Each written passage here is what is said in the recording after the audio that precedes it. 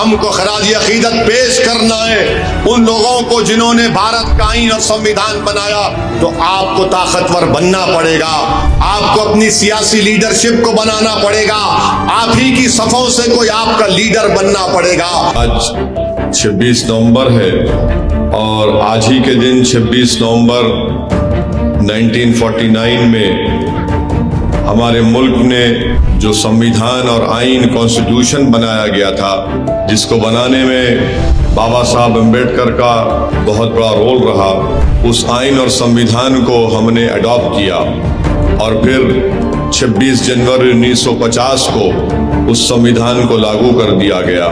मैं ये बताना इसलिए ज़रूरी समझता हूँ कि जब हमारे बुजुर्गों ने, बाबा साहब अम्बेडकर ने संविधान को बनाया, भारत के आईन को, कॉन्स्टिट्यूशन को बनाया, तो उस संविधान को बनाने से पहले इस मुल्क में आवाज सिर्फ दौलतमंदों की थी या उन लोगों की थी जिनके पास जमीनात थी या फिर वो बड़े बड़े ऊंचे खानदान से उनका ताल्लुक होता था।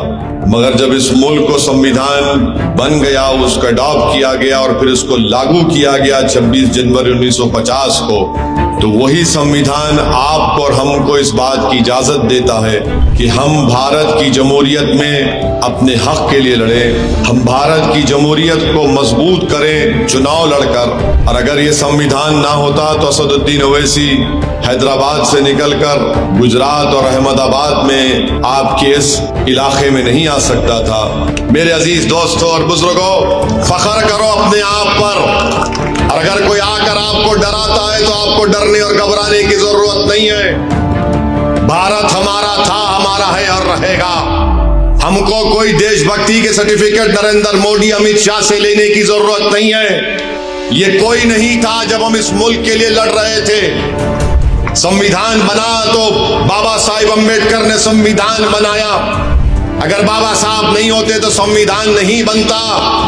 यही बाबा साहिब अम्बेडकर ने संविधान बनाया और कमजोरों से कहा, मजलूमों से कहा, दलितों से कहा, आदिवासियों से कहा, अल्पसंख्यक मुसलमानों से कहा कि मैं तो संविधान बना दिया हूं, अब तुमको इस संविधान को इस्तेमाल करके अपने मुकद्दर के फैसले करना पड़ेगा, तुमको ताकतवर बनना पड़ेगा।